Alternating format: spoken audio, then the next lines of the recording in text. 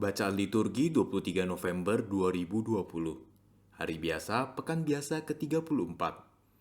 Peringatan fakultatif Santo Columbanus Abbas dan peringatan fakultatif Santo Clement I, Paus dan Martir. Bacaan dari Kitab Wahyu.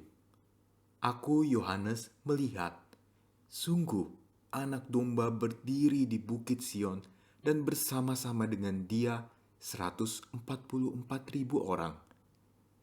Pada dahi mereka tertulis nama anak domba dan nama bapanya. Lalu aku mendengar suatu suara dari langit, bagaikan desau air bah dan bagaikan deru guruh yang dahsyat. Dan suara yang kudengar itu bunyinya seperti permainan kecapi. 144.000 orang itu menyanyikan suatu nyanyian baru di hadapan takhta dan di depan keempat makhluk serta tua-tua. Tidak seorang pun dapat mempelajari nyanyian itu selain ke 144.000 orang yang telah ditebus dari bumi.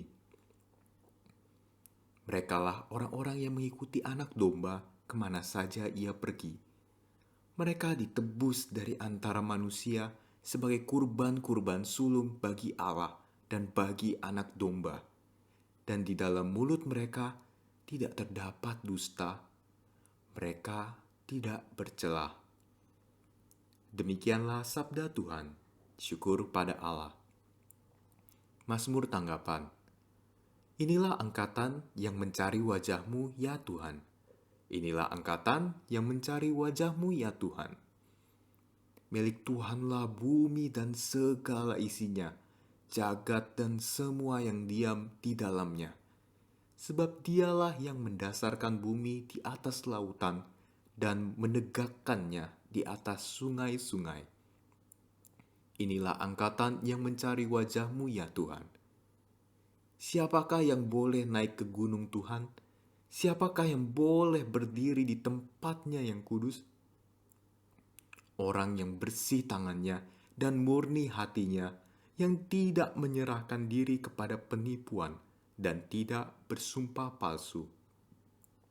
Inilah angkatan yang mencari wajah-Mu, ya Tuhan.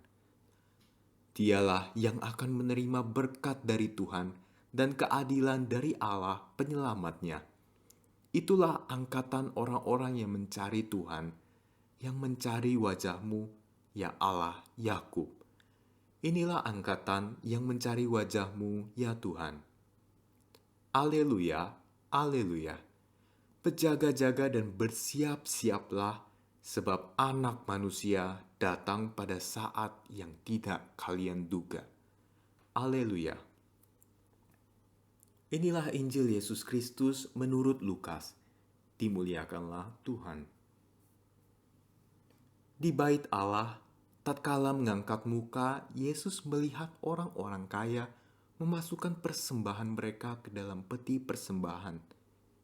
Ia melihat juga seorang janda miskin memasukkan 2 peser ke dalam peti itu.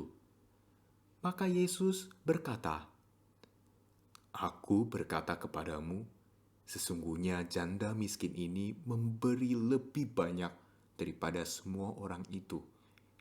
Sebab mereka semua memberi persembahannya dari kelimpahannya.